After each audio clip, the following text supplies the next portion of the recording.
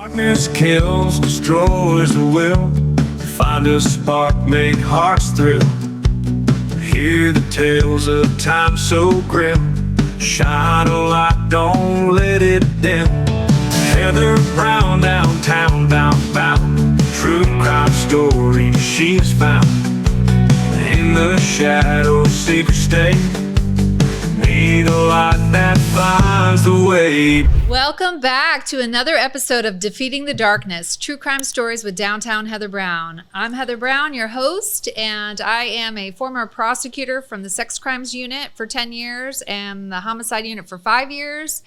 And I currently now am retired, and I work as a criminal defense attorney. And also, more importantly, I work as special counsel for Fight for Survivors, which is a dedicated practice group that is fighting for justice for sexual assault victims who are abused by either a coach, a teacher, and we go after those institutions and those schools that cover up child sexual abuse. Here today, I have a very, very special guest by the name of Melody Anaya, who is here to talk about her mother, Martha. And if you didn't tune in to the last 2 episodes, you should stop right now and go back and listen to the last 2 episodes where we had Detective Trapp from Anaheim Police Department telling a story about a case that she and I worked on together with these horrible monsters named Stephen Gordon and Frank Cano. And those 2 men were kidnapping and sexually assaulting and murdering women here in Orange County. And today we have with us Martha's daughter, Melody. And we are doing a special segment to not only talk about the fact that her mom was murdered, but really to honor her memory and talk about what her mom was like before she was murdered by these men. And so, Melody, thank you so much for joining us. Thank you for being here today on the podcast to share a little piece of you. And I know that's probably got to be a little difficult to talk about. Yeah, it is. But after almost 11 years, I kind of got used to talking about it. Yeah. And you said almost 11 years. We're actually coming up on the anniversary of your mom's death, aren't we? Yeah, November 12th, it'll be 11 years. Okay, November 12th of 2014 was when... She went missing November 12th, 2013. Okay. So let's talk a little bit about your mom first, and then we'll talk about her disappearance and how that affected you and your family's life, okay? So your mom, and for those of you who can't see this picture, I'm going to hold it up into the camera. This is your mom, Martha, and she looks very young in this picture. How old was your mom when your mom was murdered? She was 27. It was 2 weeks away from her 28th birthday. Oh, wow. From her 27th birthday? 28th birthday. Oh, 28th birthday. I thought you said, okay, 28th birthday. When's her birthday? Her birthday is November 26th. Okay, so she was about to turn 28. Wow, so young. And how old were you? I was 12. 12 years old. So you were in 7th grade? I was in 7th grade. Wow. So you're in 7th grade, and your mom had you at a very young age. That's correct. She was got pregnant at 14, had me at 15. Oh, wow. So she's a super young mom. Just super young. Wow. And it's my understanding that your grandma helped raise you? That's correct. My mom was super young, so honestly, she was more of like a sister to me. Yeah, I bet with such a small age difference between the 2 of you. Yeah, my kids, I have a 29-year-old son and my daughter's 14, so they have that same age difference. And there was fighting. Did you fight with your mom like you guys were sisters? I did. We would argue all the time. I was a bratty bratty preteen, so I mean, she would have to put me in my place. I think that's redundant, the bratty preteen. They're all bratty, right? So your mom would put you in your place? Yes, she would. Okay, so tell us, like, what was your relationship like with your mom before she was murdered? Oh, my mom was she was funny. I would say she was the light of the room. She always had a joke to tell.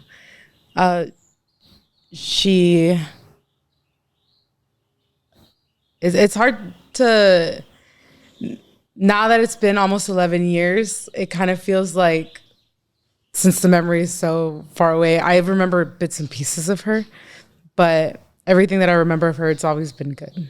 Always been good, yeah. So she was funny, and did you talk to her every day? Like, what was a typical day?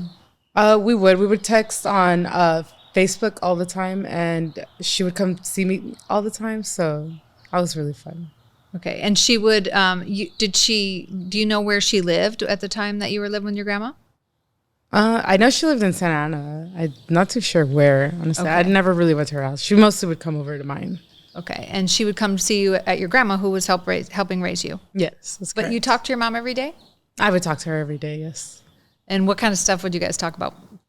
It was the most randomest things. She would tell me that I was like the smartest kid that she knew. And she would tell me things like, why do I need Google when I have you? Because I was in the GATE program growing up. So, And just for our listeners, the GATE program is the Gifted and Talented Education program. Talented Education. Yeah, so- Wow. So you were the smarty in the bunch, huh? I was. So she would always tell me that I was going to take care of her when she got old. Well, I love that. And your mom, wow, she was so young. That was so young to have a baby at 15. That's really, really young. I can't even imagine. My daughter's 14 right now. I can't even imagine her having a baby right now. Oh, yeah, it's crazy. It's like a kid having a kid, huh? Yeah, that's true. Wow. And how old are you now? I'm 23. All right. You're just a baby. Right? I feel old. My back hurts all the time. Already? Already. Oh my God. Okay, so so you and your mom would text, and let's talk about your mom and when it was. So you're 12 years old and you're texting with your mom every day. Was there a day where you realized that, oh, my mom, that you no longer heard from her? So this was November 13th. I remember I came home from school and I saw my grandma and my aunt. They were on the table and my grandma was crying. So I asked her what was wrong and she didn't really want to tell me. So I went to my room, and when I came out, I heard her telling my aunt, like, it's not normal for her to do this. I should have heard from her by now. And I asked her who she was referring to, and she said that it was my mom, Martha. And I told her, well, like, it's only been a day since you heard from her. So, most likely she just hasn't been on her phone, hasn't used her laptop. And my grandma said, no, like, I have a feeling something happened. She usually texts me. I don't go this long without hearing from her. So something in your grandma, she knew something was wrong. she did. Like, this is not normal for my daughter, for Martha, not to call her mom or text her mom. Yeah, they would talk all the time. Like, I guess my mom would call my grandma right before she would go to sleep. So when my grandma didn't receive that phone call, she thought it was very strange. Wow. So after hearing that, I didn't think too much of it. My mom, she would like go a few days without paying her phone bill just because she didn't want to go. So I didn't think too much of it. I just texted my mom through Facebook and I said, hey, like, my grandma's worried. Like, you should give her a phone call. Hours went by, and by the time I remember it was 7:00, that's when I started freaking out. And I'm like, okay, now things are hitting the fan. Like, we really have not heard from her. So that's when I first posted her picture on Facebook. And I said, hey, like, we haven't heard from her. If anybody's seen her, like, please contact us. And you did this at 12 years old? At 12 years old. Wow. And did anybody respond that they had seen your mom? Some of my friends didn't believe that it was real. It was kind of hard for them to believe for some reason. That your mom was that possibly missing? Yes. Wow, that must have been hard for you to. Were you like texting your mom and saying, "Hey, mom, like, where are you?" Yes, I would text her and I just asked her, where are you at? After days went by, that's kind of when my mind started to wander off. And I'm like, okay, something has to have happened. Especially because she had texted me probably like a week or two before that, saying that one of her friends went missing and that they hadn't found her. Oh, wow. So that kind of caused my mind to wander as well. Okay. Now, I know this might be a hard topic to talk about, but your mom, she was at the time working the streets, working as a prostitute, correct? That's correct. Okay. When you were 12, did you know that?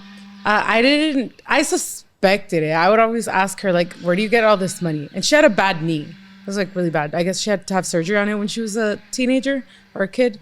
And she would tell me, well, I get disability. I get money for my knee and stuff. So I didn't question it too much up until it was actually only like 2 weeks before her murder. She had forgot to sign out of the laptop. And I went on it, and me being nosy, I read through her messages. And I had seen like these messages with this man, and she was just talking about clients and stuff like that. And I was like, clients? So I just put two and two together. I'm like, she's always dropping my sister off here. I'm like, she has all this money. Like, she's an escort. So I just put two and two together, and I confronted her about it, actually. Oh, really? I did confront her. Wow. And what was that? What happened? So I told her, I was like, clients. I was like, what's that about? I was like, you forgot to sign out of the laptop. She's like, clients. She's like, what are you talking about? I'm like, I know you're a prostitute. I'm like, I'm not stupid. And she was like, no, I'm not a prostitute. I don't know what you're talking about. She just laughed it off, and she's like, I don't know what you're talking about. She just denied it. So it wasn't that long that you knew that was what your mom was engaged in. Do you have any information now, like 11 years after her death, of like maybe who got her into that type of lifestyle? I have no idea. To this day, I have no idea. Yeah, it's usually, I'll just tell the listeners, it usually ends up being some man who lures a young, vulnerable girl who's either hard on their luck, has had problems with their family or some relationship. Maybe they've been sexually assaulted or abused in their own past, and they're looking for love in all the wrong places. And some guy, a pimp, will, mislead them into thinking like, hey, you can get your nails done and buy fancy clothes and shoes and purses and live this glamorous life. And they sell them a bill of goods when there's really nothing behind any of those promises. So you don't know like who lured her into that type of lifestyle. I have no idea. Okay. Wow. And so, but after you confronted your mom and she just brushed it off, like, I'm assuming that was the end of that conversation. Yeah, I didn't think too much of it. Well, I was 12. To me, it was more like, ew, like, why are you doing that? It wasn't more of like, wow, this is concerning. Like, something could happen to her. Like, that wasn't really crossing through my mind. Yeah, you're 12. It's your mom, and you love your mom. Yeah, I was oblivious to the dangers of the world. The dangers of that. Yeah, it is actually a very dangerous lifestyle. I'm not using the word lifestyle as a choice.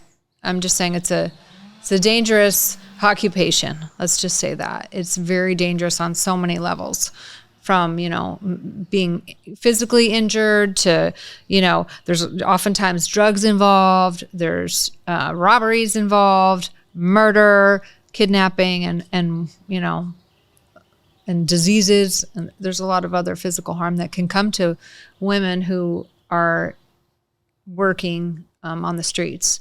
And so, wow, that had to be really hard as a 12-year-old to wrap your head around something like that. Yeah, like I said, when I saw all of that, to me, it was more just like, ew, why is she doing that?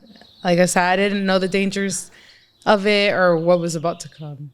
And now, fast forward, I know you mentioned that your mom really loved how smart you were and always told you how smart you were, and you were in the GATE program. What are you doing now? I'm actually double majoring in criminal justice and psychology. Wow, look at you. So you are the little smarty pants of the family. Not as much anymore, honestly. After my mom's death, I did start to slack off in school. So I wouldn't do as good as I was doing before. And college, I've been in and out, but now I'm just telling myself I'm tired of working these 9 to 5s. Like, what am I doing with my life? I'm going to stick to school.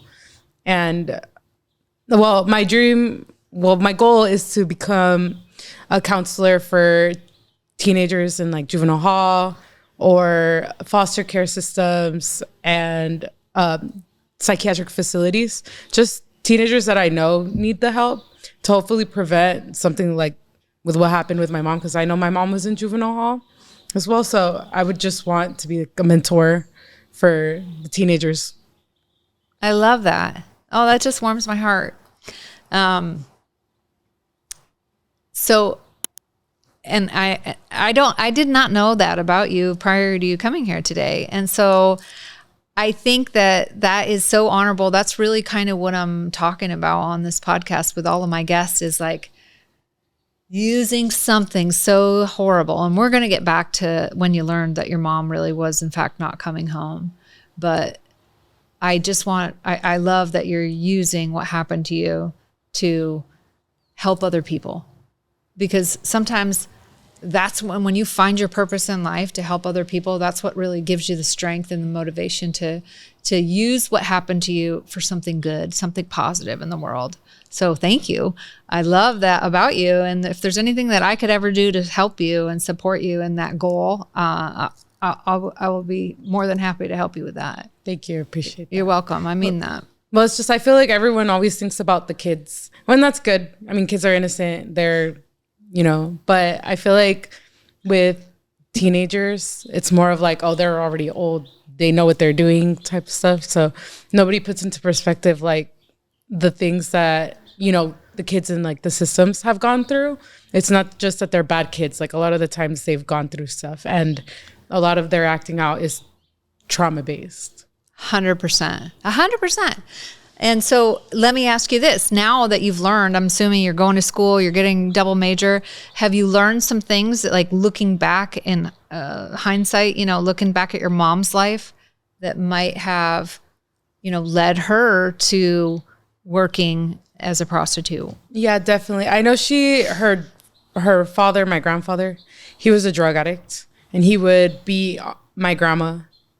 He would cheat on my grandmother. And I know that plays a big role when you're growing up as a kid and you see that. It definitely impacts the way that your brain develops, the way that you think. Also, I know she was a sexual assault victim, which I also didn't find out. I found out a lot of things 2 weeks before her murder. It's weird. So I found that out 2 weeks before her murder as well, that she was also a sexual assault victim. Wow. By one of her uncles. Wow, that's tragic. I've seen this so many times, and I know, the people in the industry have,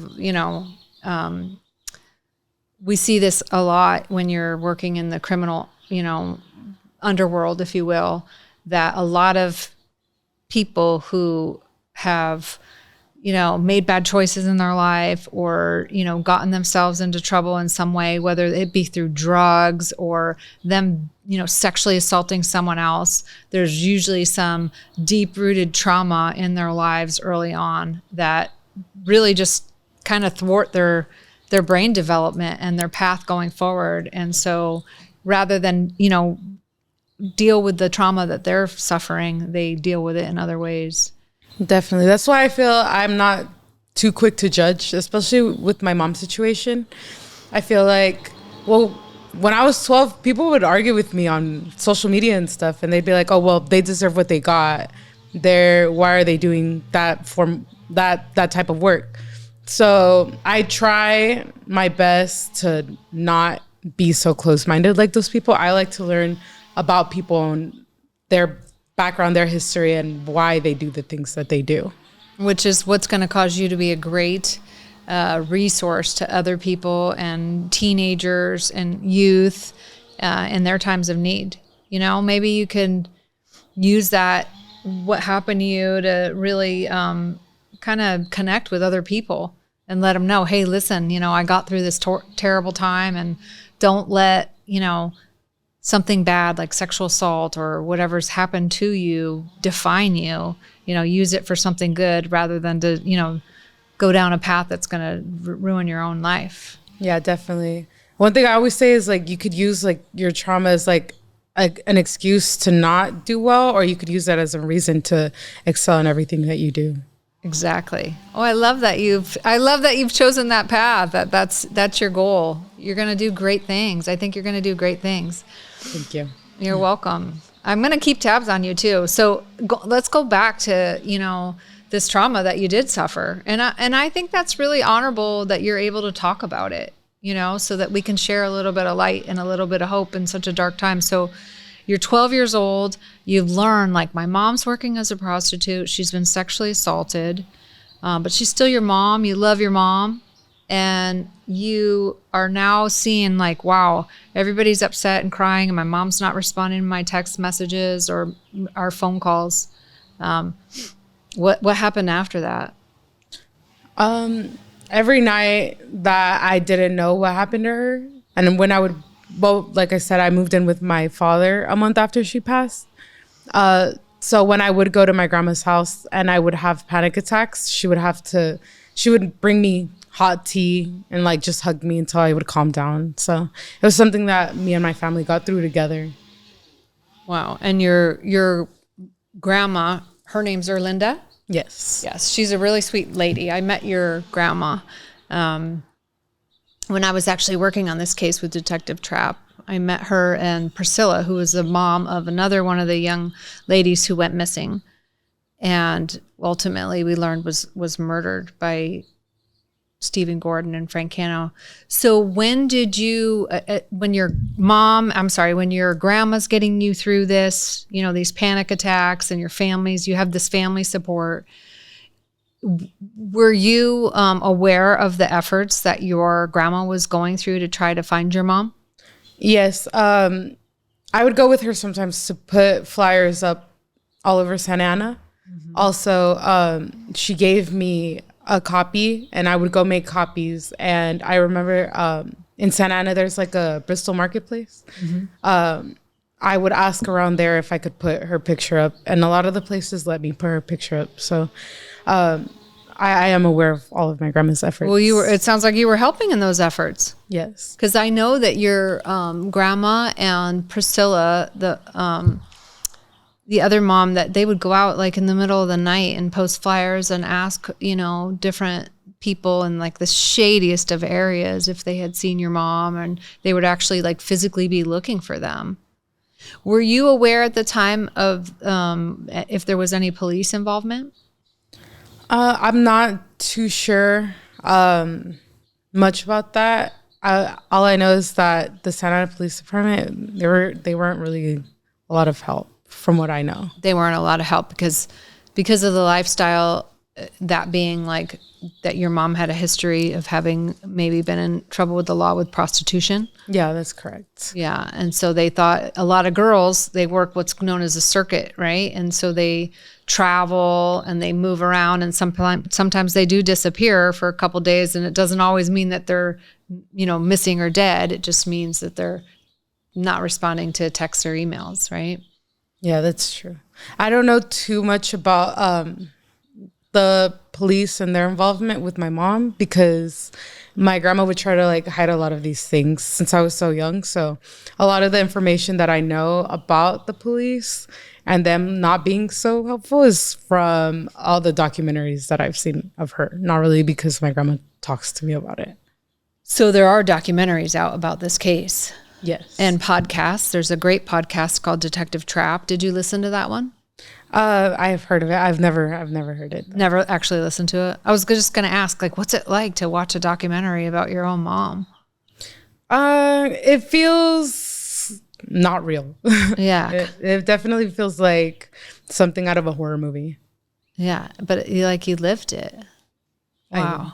That's crazy. I'm so sorry that this happened to you. It makes me sad. But I love that you're doing something wonderful to honor your mom's memory. Your mom would be so proud of you. You know, just knowing that you're making good choices and that you're going to school and that you're working, you know, hard, and, you know, that you're safe. Knowing that you're safe and you're so beautiful.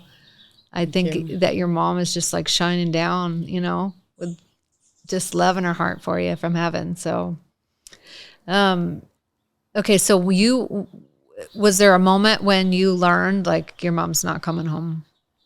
I mean, I kind of accepted that after a few days of not hearing from her. I just told myself like, okay, I'm just going to be prepared for the worst.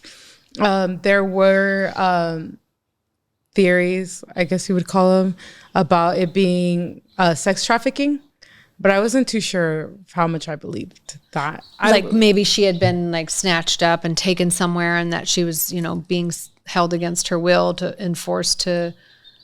Yeah. So we would go to a lot of it was like sex trafficking rallies. I don't know what you would call them, but it was just to learn about sex trafficking and all of that. So that was what we thought had happened. I wasn't too sure if that's what I was hoping was going on, though. Like, if I as messed up as it sounds, like, I would rather have my mom not suffering than having gone through that. And even at that age, like, I knew, like, okay, I don't want, if my mom is alive, like, I hope she's not going through that. Yeah, I mean, listen, no kid should have to decide, like, would I rather have my mom have been murdered and not being forced to, be a sex slave somewhere? Like those are, neither one of those are good choices. They're horrible things to have to even think about at the age of 12. And yeah, definitely. Wow. Have you gotten counseling? Jalissa, Detective Trapp, she's actually helping me out with counseling. She started it's like a fundraiser, I guess, and it's been helping me with therapy. I'm diagnosed borderline personality disorder, so my insurance doesn't cover for the type of therapy that I need. So it's been helping me out. Good. Yeah. Because it sounds like you could really use some, therapy. Like, I can't even begin to imagine the things that you've had to go through at such a young age. And that you're doing so well is really, I think, uplifting and a beacon of hope for anyone else who's suffering through that kind of stuff.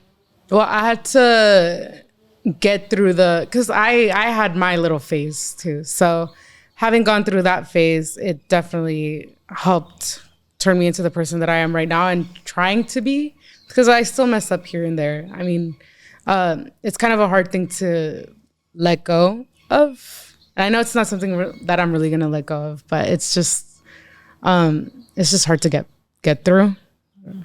Yeah. When Detective Trapp ultimately solved the case about what actually did happen to your mom, did she come to your house and notify you, or did you learn from your family members? I learned from my family members, but I believe someone came to the house. Okay. And after you learned about, that your mom had actually been murdered by these two men, did you go to any of the court hearings or anything like that? Or were you were probably too young? I didn't go to the court hearings. Okay. How did you come to know and be friends with Detective Trapp?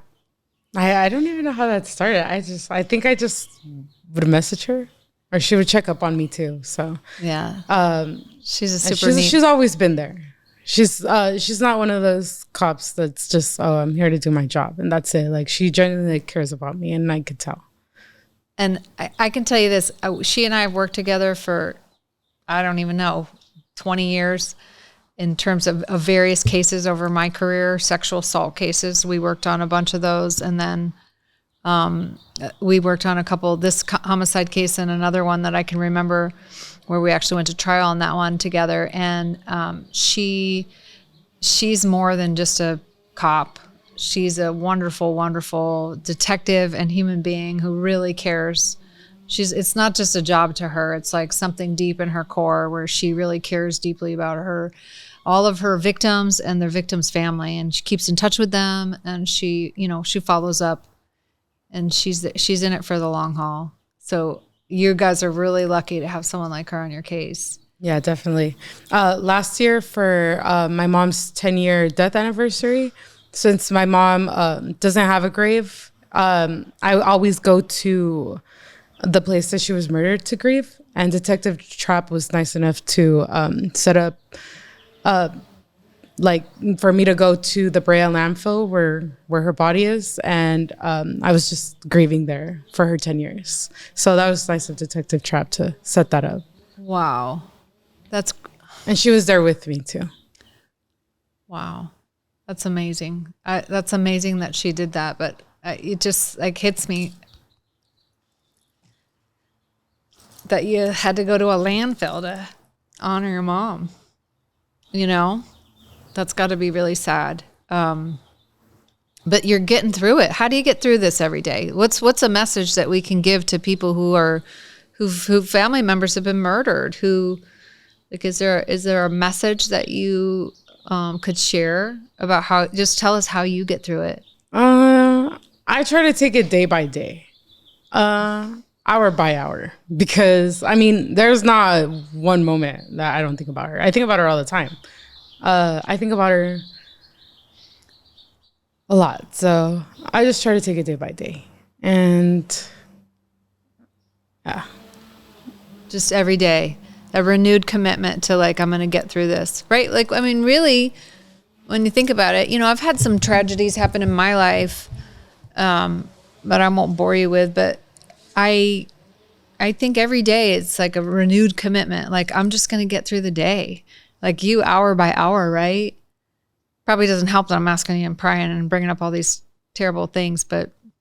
Oh, no, it's okay. I usually, like, I'll think about her, but like deep down, usually when I'm by myself, I know that if I sit and think about her too hard, I usually get way too depressed. So when I'm by myself, it's just more of a passing thought, and then I'll try to think of something else. Because if I sit and think about her, I'm like, no, it brings me down. It brings you down. Yeah. You don't want to be down. You want to be up. So tell me a couple things if you remember, because I know it was a long time ago, like 11 years and you were young, but did your mom have a favorite song or a favorite food or a favorite place to go? So when I go visit her at the place that she was murdered, I always like play the songs that she showed me. I always play Return of the Mac. I remember she said, back in my day, like, this is what everybody would listen to. So I always play that song when I go visit her. Or I play Try Me by James Brown. Try Me? Yeah, Try Me by James Brown. Okay. All right. I like that. I'm going to play it later. Yeah, so I always go and I play her favorite songs and just hang out there. Yeah, she was into, I know she liked Tupac a lot. She had one of his songs tattooed on her back. It says, Dear Mama. I don't know. I don't know, she's funny. And how about a favorite food? I know she liked my grandma's mole. I should always have my grandma make mole. And then when my grandma makes the mole, she's like, and this reminds me of your mom. Your mom would always beg me to make this. And how's your grandma doing? She's okay. She's good. I've honestly never seen her cry about the case unless it's like, when was it? Unless it's like something like this where we have to talk about it. Besides that, like, she always has a smile on her face. When it's not moments like, you know, podcasts or filming for documentaries and stuff. She just always tries to have the best spirit about it and says that, like, you know, your mom's in a better place, and just tries to keep a positive attitude. I love that. That's good. That's to hold on to the joy and the good things, right? And the hope that we're going to be reunited in heaven. Are you faithful? Has your faith gotten you through any of this? I don't know exactly what to believe in, because I feel like my mom's protected me through a lot. Because, I mean, like I said, I've gone through phases myself, and people tell me, like, you're lucky, like, you shouldn't be here right now. And I get told a lot, like, your mom's protecting you. Your mom's protecting you. So that's what I try to believe. Okay. I like that. Well, somebody's protecting you, right? Yes, I believe so. Yeah. And your mom's got to be somewhere good. I'd hope so. She is. She is. I believe your mom is in heaven, and she's looking down on you and watching over you and hopefully guiding you towards doing all the good things that are going to be positive in your life. So you hope to be a counselor someday or work with at-risk youth? Yes, that's correct. Okay. I love that. And do you said you're going to school. How much do you have left? I should be done with my credits by next fall. Oh, wonderful. But that's to get my associates. Okay. And do you know yet how much education you have to get to have a position like that? I believe a master's, if I'm not mistaken. Okay. I think you can get it without a master's, but I think a master's is a great idea for you to do. But I think that we could get you a job somewhere in the field working with at-risk youth, even with a bachelor's degree.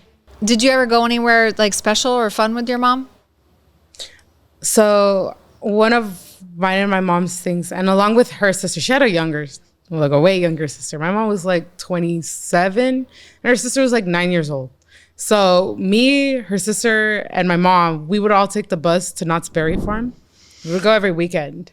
And one of our things was to get carne asada fries from Knott's Berry Farm. That was like our favorite as kids. Are they good there? I've never They're had really good. So that's one of the memories that I hold with her. And she was really scared to drive.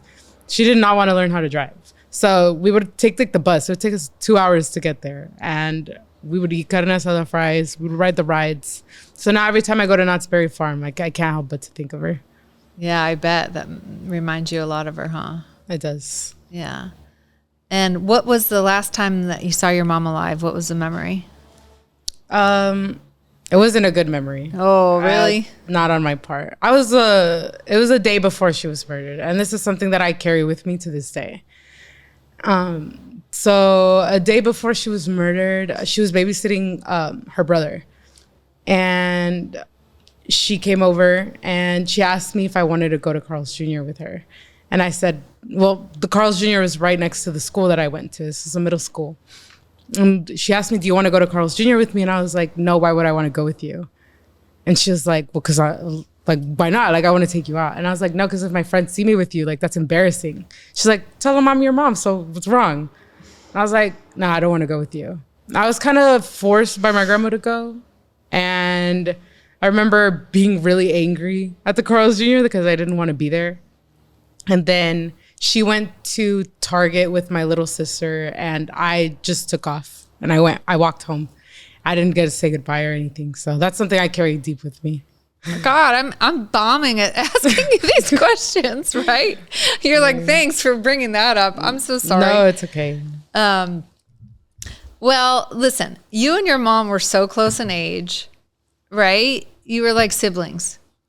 My kids fight like cats and dogs sometimes, right? It doesn't mean that there's any love lost between them. I kind of remember hearing a story though where you were at Carl's Jr. and you were missing 10 cents or something. Oh, yeah. So that was one thing. One time we went to Carl's Jr. and the lady didn't want us, like, we were missing 10 cents. And she was like, nah, I can't let you get this if you don't have the 10 cents. So it was just embarrassing. So I had to go around. I was asking everybody. She's like, just ask. She's like, you're a kid. Like, just tell them, like, she's like, if I ask, like, that's embarrassing. She's like, you go ask. So I did. And some lady gave you guys 10 cents, right? Yeah, she gives 10 cents. Yeah, I kind of just remembered that story. I was like, what? I thought you went to Carl's Jr. Anyway, well, gosh, is there anything you want to tell us about your mom that I haven't asked a question about? I just feel like people shouldn't be so quick to judge. I feel, despite her having been what she was still human. And she was still going through her own demons. Despite that, she was always here. She was always here. So, I mean, that's all I really have to say about her. Yeah. You know what? Regardless of the choices that people make sometimes, and sometimes not our choices, right? Like, we don't really know why your mom was, working in that industry, if you will, right? We don't know what happened to her along the way that caused her to make those choices or be forced to do those things.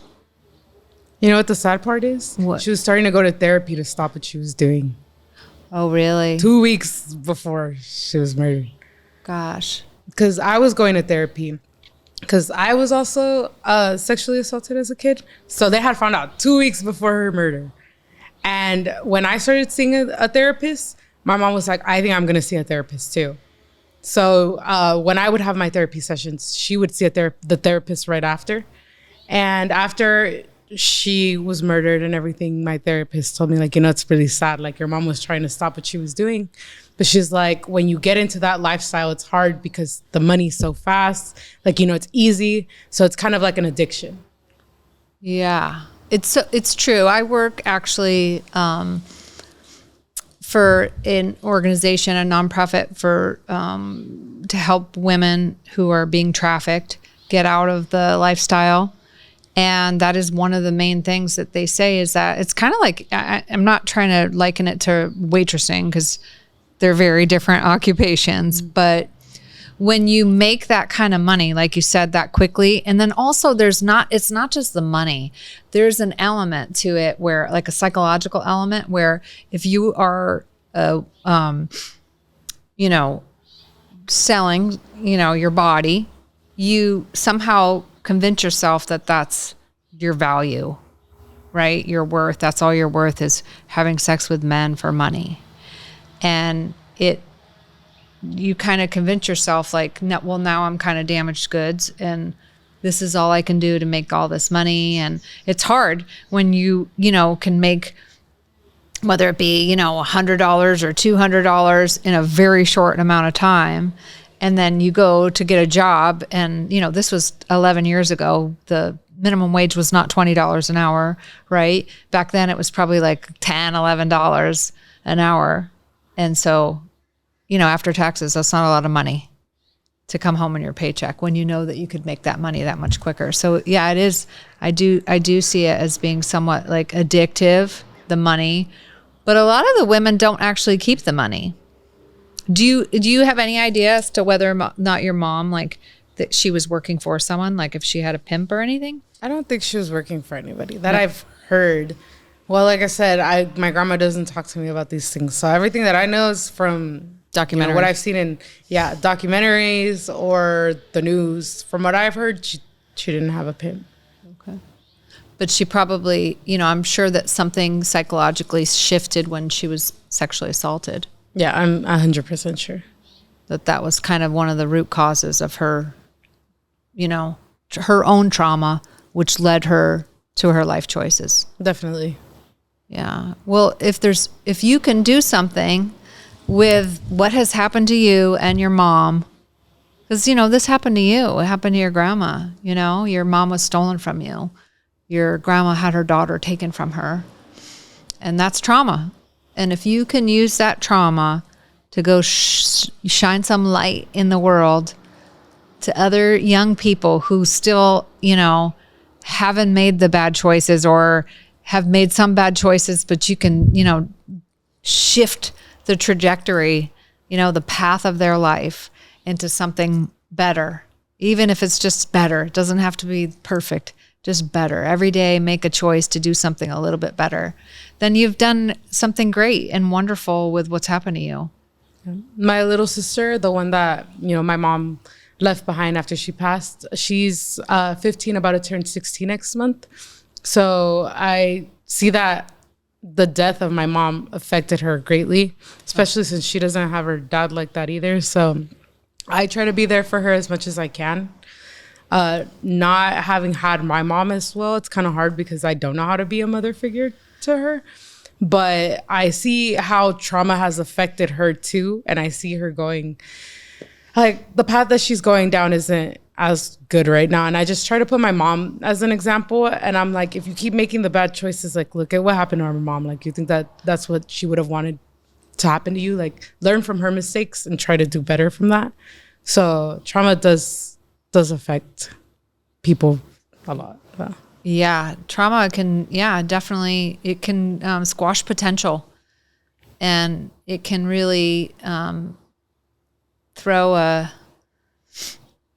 what's the word? Just a explosive bomb in your life and cause you to do dumb things, right? Things that we don't really think through. And I want you to think about your sister. She's 15, right? She's 15, yes. She was the age that your mom was when she had you. Imagine your sister having a baby right now, right? Like, that's kind of crazy, huh? It is crazy. So I don't know. I try to be there for her as much as I can. That's wonderful. You should be. Try to maybe be the auntie or I know you are her sister, but like the mom that she was robbed of. Yeah, it's true. I tell her all the time. I was like, I might be like a cool big sister, but I was like, at the same time, like, I'm like, I gotta put my foot down on some things. And I'm like, I know my mom, I don't know. My mom always told me to protect my little sister. Protect your little sister. Yeah. That's kind of your job now. It is. Yeah. Well, I love that you don't take that job lightly and you take it seriously. And I wish you all the best of luck. And if you ever need anything, Detective Trap's there for you, and you can always give me a call. And if you just need some motherly advice or a ride home or anything like that, because I want you to know that there's people that, what happened to your mom is not forgotten, that we do care about you and your family, and anything we can do to help you, because what happened to your mom shouldn't happen to anybody. And if there's anything we can do to stop it from happening to other people or help people who are in the midst of their trauma pull themselves out, that's what we want to do. And to help us too, to feel like we have a purpose. So I don't want you to ever think like, oh, I'm bugging them or anything like that. You just give us a call because we're here to help you.